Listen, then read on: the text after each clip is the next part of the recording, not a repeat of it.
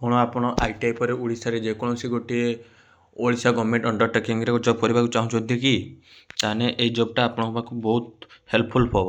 ଆଉ ଡାଇରେକ୍ଟ ମୁଁ ତା'ର ୱେବସାଇଟ୍ର ମାନେ ଅଫିସିଆଲ୍ ୱେବସାଇଟ୍ରେ ଆପଣଙ୍କୁ ଦେଖୁଛି। ତ PDF କିଛି ନାହିଁ, ଡାଇରେକ୍ଟ ଅଫିସିଆଲ୍ ୱେବସାଇଟ୍ରେ ଦେଖୁଛି। ଦେଖିବାଠୁ ଏଠି ସବୁ ଲେଖା ହେଇଛି। ତ ଦେଖନ୍ତୁ ମାନେ କେଉଁମାନଙ୍କ ପାଇଁ ଏଇ ପୋଷ୍ଟଟା ରହିଛି।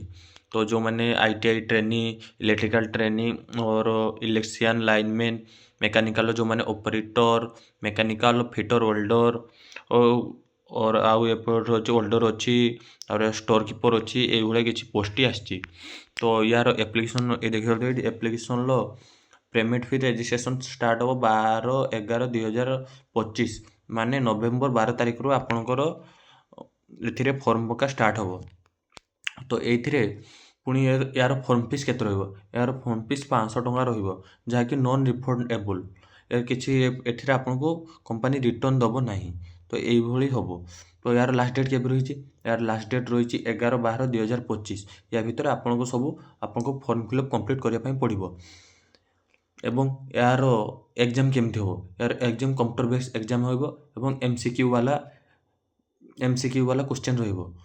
तो यहाँ कौन आप MCQ कंप्लीट करने आपड़ पाइबे। ए एग्जाम भी बहुत जल्दी हम, कहीं जनवरी फेब्रुआरी भितर आपंकर एग्जाम भी कंप्लीट ये करिवो।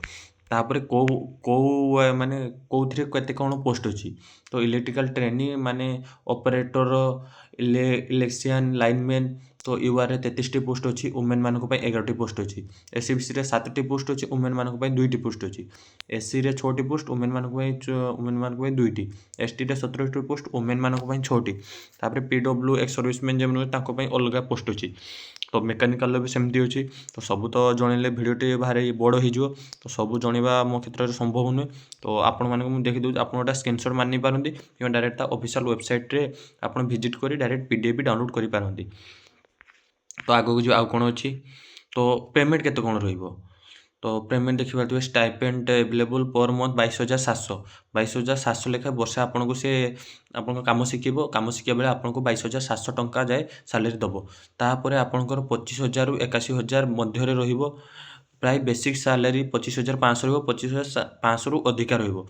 तो ये कौन प्राइवेट जॉब नुहे, माने गवर्नमेंट अंडरटेकिंग रे भल सैलरी अच्छी, भल जॉब अच्छी। तो आप या फेस करंतु। तो ये देखिए during the training period service stipend medically fix rate 200 per month additional amount. तो ये आपको किसी पे करने पड़ो। तापर ये सब सरला एसेंशियल क्वालिफिकेशन। तो आपको क्वालिफिकेशन कौन दरकार? तो electrical training operator, electrician lineman, तो एमाने इलेक्ट्रिशियन ट्रेड रे माने ITI सर्टिफिकेट पाइथे दरकार। Candidate processing national apprentice certificate electrician trade माने आपनकर जेकोसी अप्रेंटिस सर्टिफिकेट थिबा दरकार। मेकानिकल भी सेमती, फिटर सेमती सर्टिफिकेट ITI सर्टिफिकेट थिबा दरकार एवं एक्सपीरियंस अप्रेंटिस सर्टिफिकेट थिबा दरकार। तो यही किसी सिस्टम रही। होल्डर भी सेमती, कैन ऑपरेटर भी से रही। कैन ऑपरेटर 10th पास होता दरकार।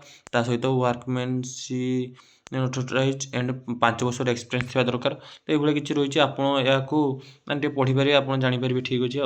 तो सब जनवा मो क्षेत्र संभव नुहे ना। एज प्रायत 18 वर्ष रु 32 वर्ष जाए एज अच्छी। यार एज्र रिलैक्सेशन अच्छी। तो एज रिलैक्सेशन आपण हिसाब से नहीं पारे। तो एज रिलैक्सेशन 15 अप टू 15 वर्ष पर्यंत एज रिलैक्सेशन अच्छी। रिलैक्सेशन विषय ये देखिए स्क्रीनशॉट मारी पढ़ी पारे कि आप ऑफिशियल वेबसाइट PDF रे देखिपारे। ये सब उपरको जो आउ कि देखा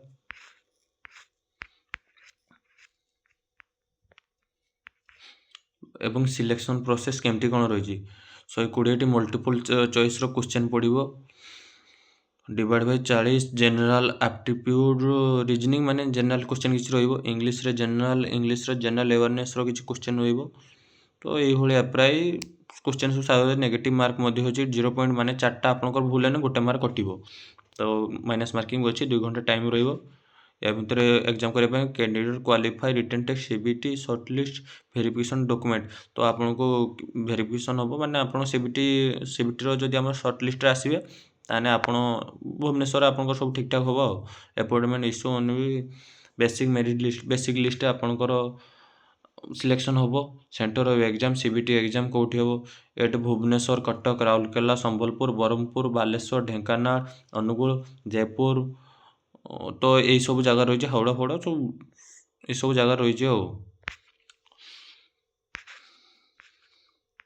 ତ ଅନଲାଇନ୍ ପେମେଣ୍ଟ ଦେଖିବା ତ ଏଇଠି 500 ଟଙ୍କା ଅନଲାଇନ୍ ପେମେଣ୍ଟ ରହିଛି। ଏଇଠି 500 ଟଙ୍କା ଅନଲାଇନ୍ ପେମେଣ୍ଟ ରହିଛି, ଆପଣଙ୍କୁ 500 ଟଙ୍କା ପେ କଲେ ଆପଣ ଏହାର ଏକ୍ଜାମ୍ ଦେଇପାରିବେ। ତ ଏଠି କାର୍ଡ଼ ମାଧ୍ୟମରେ ରହିପାରିବ, ସେଇଟା ତ ଆପଣ ଜାଣିଥିବେ, ସେଇଟାକୁ ଆଉ କ'ଣ କହିବି। ଆଉ ସେଥିରେ କ'ଣ କ'ଣ କ୍ୱେଶ୍ଚନ୍ ପଡ଼ିବ, ତ ଯଦି ଆପଣ କମେଣ୍ଟ କରିବେ ତ ତା'ର ମୁଁ ସେପାରେଟ୍ ଭିଡ଼ିଓ ଆଣିବି ତ କ୍ୱେଶ୍ଚନ୍ କରିବା ପାଇଁ। ଆଉ ଏଥିରେ ଅଛି ଓଡ଼ିଆ, ମାନେ ଯେଉଁମାନେ ପଢ଼ିବା ପାଇଁ ଚାହୁଁଛନ୍ତି, ଓଡ଼ିଆ ମାନେ ପଢ଼ିପାରୁଥିବା ଦରକାର, ଲେଖିପାରୁଥିବା ଦରକାର, ପ୍ରାୟ ଏଇଟା ତ ତାକୁ କମ୍ପଲସରି କରିଛି। ତାପରେ ଏଥିରେ ଯେଉଁ ଅପଲୋଡ଼ ଯେମିତି ଡକ୍ୟୁମେଣ୍ଟ ଯିଏ ଅପଲୋଡ଼ କରିବେ ତ ତା'ର ଡାଇମେନସନ୍ କିଛି ରହିଛି। ଫଟୋରେ ଆପଣଙ୍କର ଲାଗିବ 100ରୁ 200 KB ମଧ୍ୟରେ ଫଟୋ ଆପଣଙ୍କର ଲାଗିବ। ତାପରେ 3.5 × 4.5 ଡାଇମେନସନ୍ ହୋଇଥିବା ଦରକାର। ତାପରେ ଆପଣଙ୍କ ସିଗ୍ନେଚର୍ ମଧ୍ୟ 80ରୁ 50 KB ଏବଂ 3.5 cmରୁ 1.5 cm ହେଇଥିବା ଦରକାର। ଆଉ ତା ସହିତ ଡକ୍ୟୁମେଣ୍ଟ କ'ଣ ଲାଗିବ, 10th certificate, ITI marksheet, graduation certificate, certificate of diploma of computer, year caste certificate, physical handicap certificate, ମାନେ ଯେମିତି ହେଇଥିବ ତାଙ୍କ ଦରକାର ନହେଲେ ନାହିଁ। ସ୍ପୋର୍ଟ୍ସ ସାର୍ଟିଫିକେଟ୍ କେସ୍ ମାନେ ଯେଉଁମାନେ ସ୍ପୋର୍ଟ୍ସରେ ଥିବେ ସେମାନେ ଦେଖିପାରିବେ। ଆଉ experience certificate, support of experience if applicable, ଯଦି ଆପଣ ତା ପାଇଁ ଆପ୍ଲିକେବୁଲ୍ ଥିବେ ତାହେଲେ ଏକ୍ସପିରିଏନ୍ସ ସାର୍ଟିଫିକେଟ୍ ଦେବେ। ଏବଂ ଓଡ଼ିଆ ଲାଙ୍ଗୁଏଜ୍ ଆପଣ ପାସ୍ ହେଇଛନ୍ତି ବୋଲି ତା'ର ସାର୍ଟିଫିକେଟ୍ ଆପଣଙ୍କୁ ଦେବା ପାଇଁ ପଡ଼ିବ। ଏଇଭଳିଆ କିଛି ସିଷ୍ଟମ୍ ରହିଛି। ତ ଯେଉଁମାନେ ବି ମାନେ ଜଣନ୍ତୁ କିଛି ଜାଣିପାରୁନ, କିଛି ପ୍ରୋବ୍ଲେମ୍ ହୋଇଛି, ତ ଏଇ ନମ୍ବରରେ ଆପଣ କଲ୍ କରି ମଧ୍ୟ ବୁଝିପାରୁଥିବେ। ମଣ୍ଡେ ଟୁ ଫ୍ରାଇଡ଼େ ମଧ୍ୟରେ ଆପଣ ଏହାକୁ ବୁଝିପାରିବେ, ଏମାନେ ଫୁଲ୍ ରେସ୍ପନ୍ସ ଆପଣଙ୍କୁ କରିବେ। ଆଉ ଅଧିକା ଜାଣିବା ପାଇଁ www.hpcltd.comରେ ଆପଣ ଯାଇ ଜାଣିପାରିବେ। ତ ଏଇସବୁ ଇଏ ରହିଛି। ଏବଂ ଆପ୍ରେ ମଧ୍ୟ ମୁଁ ଆପଣଙ୍କୁ ବରଂ ପୁଣି ଜଣାଇ ଦେଉଛି, 12 ନଭେମ୍ବରରେ ୟାର ହେଉଛି ଆପ୍ଲାଏ ଡେଟ୍ ଷ୍ଟାର୍ଟ ହେବ ଏବଂ 11/12/2025 ମାନେ 11 ଡିସେମ୍ବରରେ ୟାର ଆପ୍ଲାଏ ଡେଟ୍ ଲାଷ୍ଟ ହେବ। ତ କମ୍ପ୍ୟୁଟର ବେସ୍ରେ ଆପ୍ଲାଏ ହେବ। ଯେଉଁମାନେ ଇଚ୍ଛୁକ ଅଛ ଆପ୍ଲାଏ କର।